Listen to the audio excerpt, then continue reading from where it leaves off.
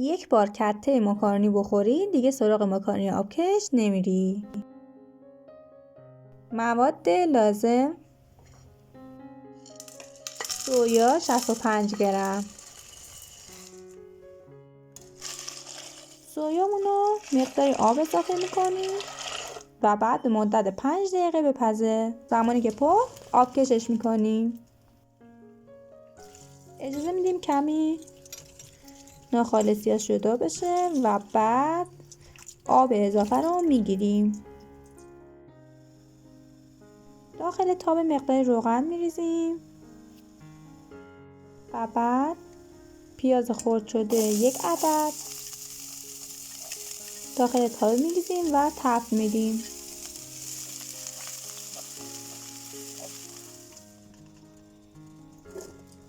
حالا سویای آب گرفته شدهمون رو اضافه میکنیم و مجدد با پیازها تفت میدیم. رب 2 قاشق سرپر. دوستان با لایک و سابسکرایب کردن باعث میشه که من انگیزه بیشتری بگیرم. ممنون از اینکه حمایتم میکنین. زمانی که تفت دادیم حالا زردچوبه نصف قاشق چای خوری، فلفل سیاه نصف قاشق چای خوری، پاپریکا نصف قاشق چای خوری،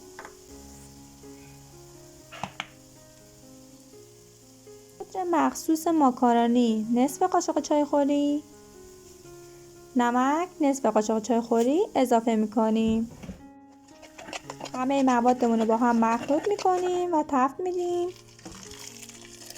به اندازه 5 پیمانه آب جوش اضافه میکنیم و اجازه میدیم کمی به روغن بیفته.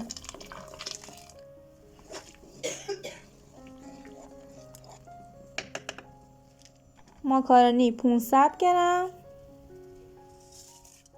ماکارونیامون رو داخل آب جوشمون میریزیم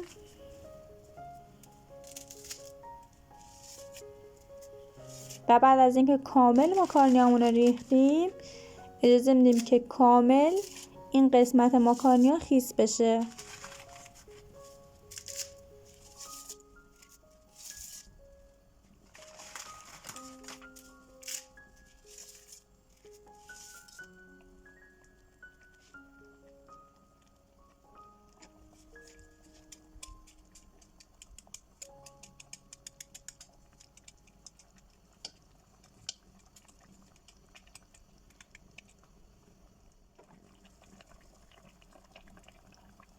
آب لیمو 1 قاشق.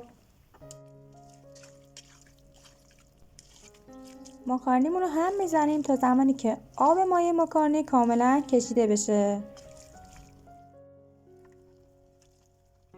به تاب روغن میریزیم و بعد سیب زمینیامون رو میذاریم. حالا ماکارونی مخلوط شدهمون رو داخل قابلمه اضافه میکنیم.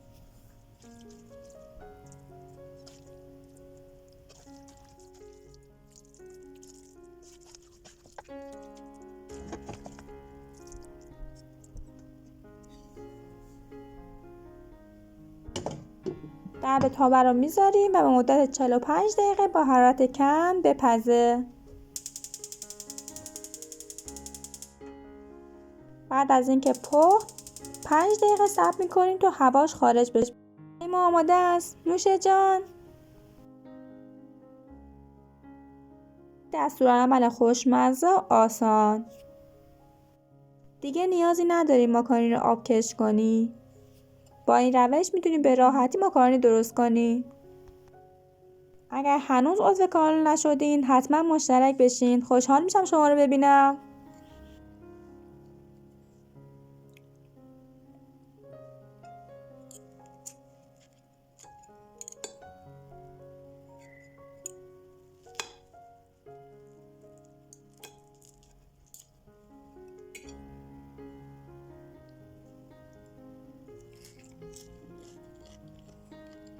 اگر سوالی دارید حتما بپرسید. پاسختون رو خواهم داد.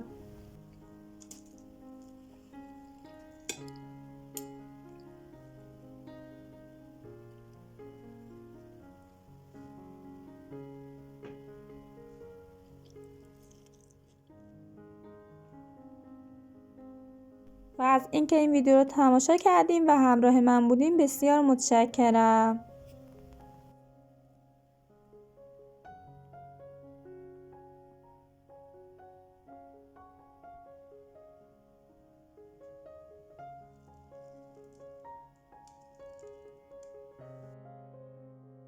زنگوله رو روشن کنید که اول نفر فیلم بعدی رو ببینید. دوستتون دارم.